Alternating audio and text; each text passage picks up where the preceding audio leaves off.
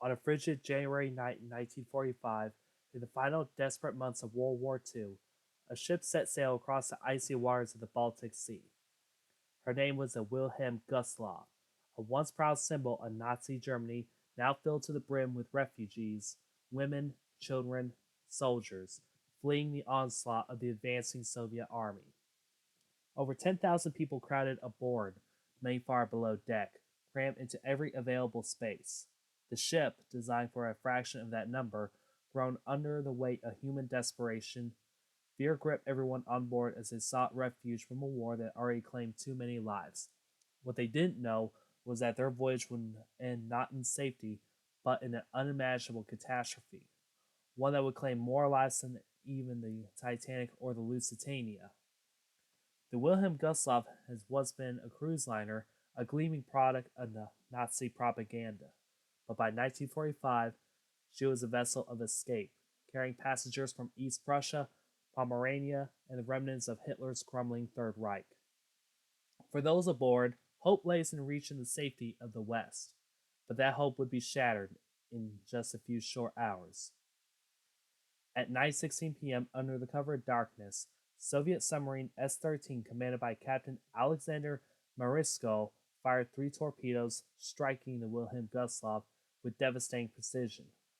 Within minutes, chaos erupted on board. The freezing Baltic waters began to pour into the ship as panic spread. Lifeboats were either inaccessible or frozen to the deck. Thousands trapped inside the ship as it listed and began its rapid descent to the depths. In the end, over 9,000 souls, more than half of them children, perished in the icy waters that night, making it the deadliest maritime disaster in recorded history. But despite the staggering loss of life, the story of the Wilhelm Gustloff has been largely forgotten, overshadowed by the global scale of the war and the better known tragedies of the sea. It is a story rarely told, and its victims are ghosts lost to time, buried underneath the waves and the chaos of history. And for 80 years, their story of the Wilhelm Gustloff has been untold until now.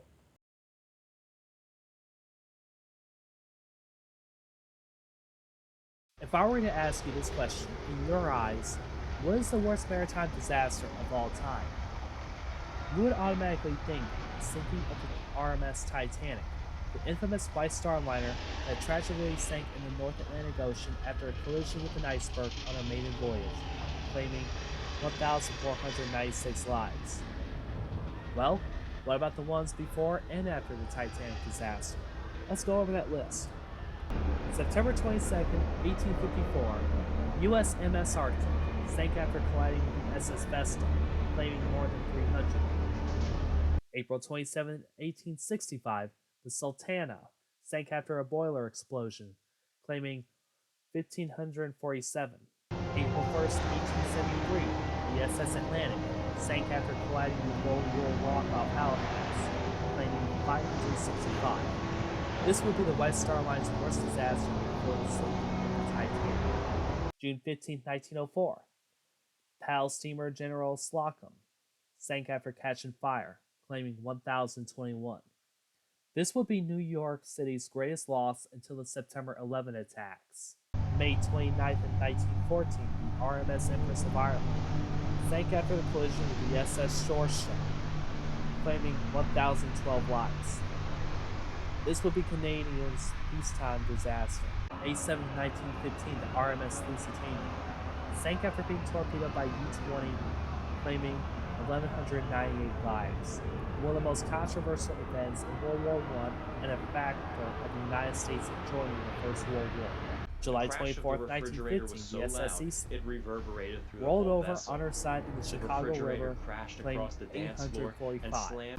November 21, 1960, the HMHS Britannic sank after striking a mine in the GNC, claiming 30 lives.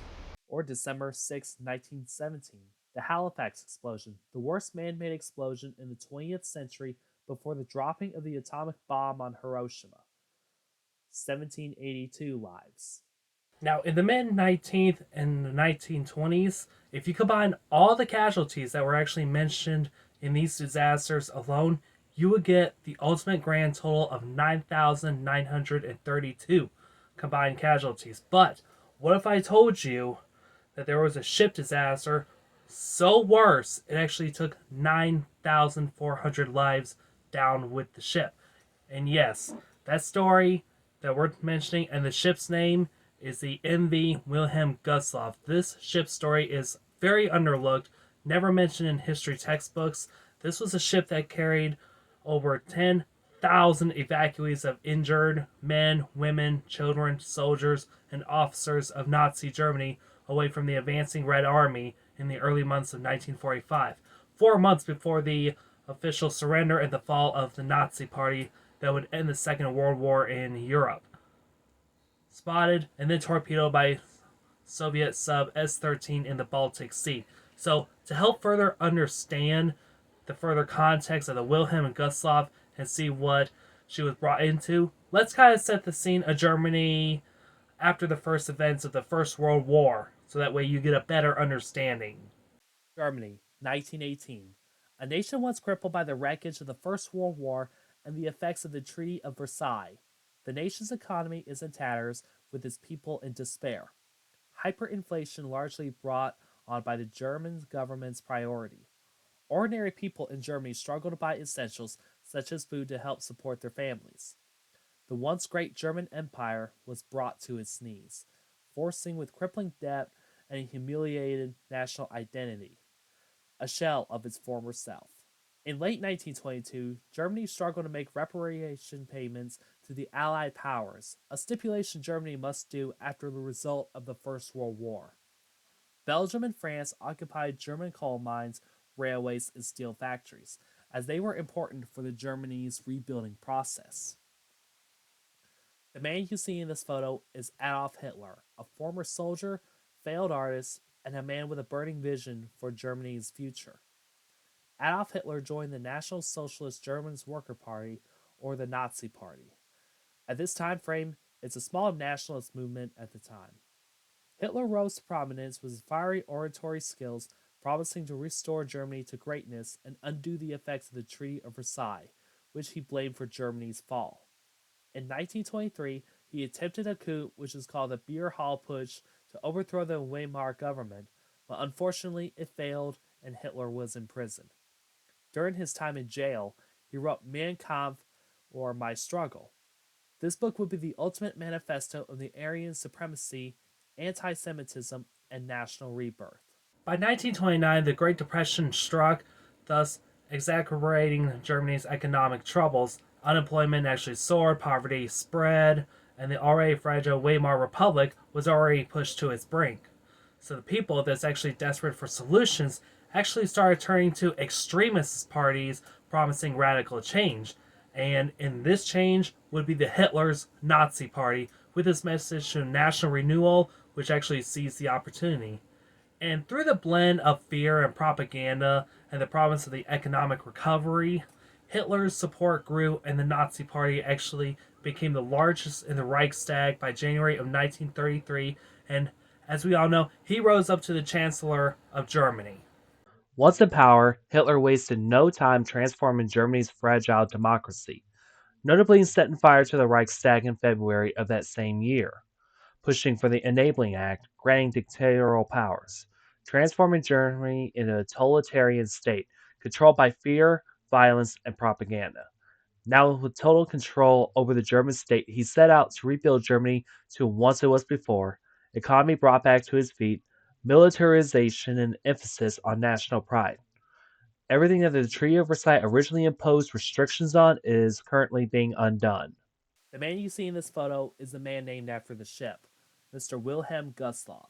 Mr. Wilhelm Gustloff is a German politician and meteorologist who founded the Swiss branch of the Nazi Party, a foreign organization at Davos in 1932. He was shot by David Frankfurter, a Yugoslav Jewish student who was incensed by the growth of the NSDAP with a handgun 5 times, head, neck, and chest. He surrendered immediately to the Swiss police, confessing the murder of Wilhelm Gustloff by saying, "I fired the shots because I am a Jew."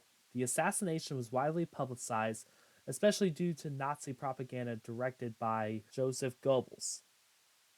David Frankfurter was sentenced for 18 years in prison, and after VE Day, he was granted a pardon and left prison a hero. Wilhelm Gustloff was given a state funeral at his birthplace of Sherwin, with Adolf Hitler, Joseph Goebbels, Hermann Göring, Heinrich Himmler, Martin Bormann, and Joachim von Ribbentrop in attendance.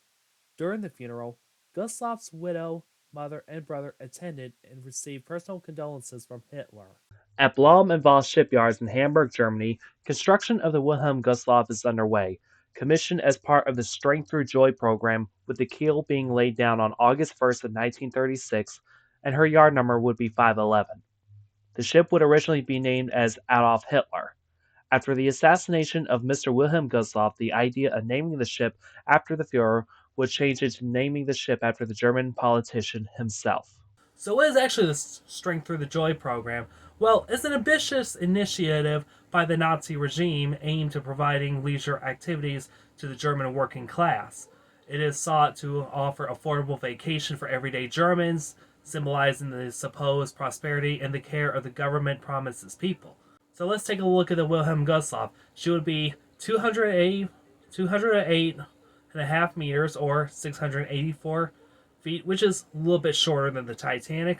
1 inch long by 23.59 meters, or 77 feet 5 inches wide, and also a capacity of nearly 26,000 gross registered tons. The actual number is 25,484 gross registered tons, and she can actually carry over 1,400 passengers and crew, which actually makes her the largest ship in Germany at the time. The design was actually reflected by the grandeur and optimism of the 1930s of Germany. With its vast dining rooms, the grand ballrooms, sunlit lounges, the Wilhelm Gustloff was actually built to offer ordinary Germany a taste of the luxurious life. Well, at least for a short time frame, though. So every detail of the ship was meticulously planned to align with the Nazis' regime and propaganda of the national pride and rejuvenation. But as with many of the regime's projects, the Wilhelm Gustloff actually has a dual purpose. While outwardly a symbol of leisure and strength, the ship was also a strategic asset. Its large size and capability to transport thousands of people actually makes her a very valuable resource in times of war. On May 5th, 1937, the Wilhelm Gustloff was officially launched in Hamburg. The event was a grand spectacle attended by Nazi dignitaries, military officials, and thousands of citizens, all eager to witness the launch of the regime's latest symbol of power. Swastika flags fluttered in the breeze, and propaganda echoed throughout the crowd, celebrating the achievement as a triumph of German engineering and unity. Oddly enough, one day before the launch, the Hindenburg would blow up. The footage that you see in this documentary is the only available footage of the Wilhelm Gustloff's launch that could be available. The ship made her unofficial maiden voyage between March 24th and 27th of 1938, carrying Austrians in an attempt to convince them to vote for the annexation of Austria by Germany. A few days, she would depart on her second voyage, carrying shipyard workers and their families on a 3-day cruise. In the next part, we will go over her life as a cruise ship and entering the Second World War.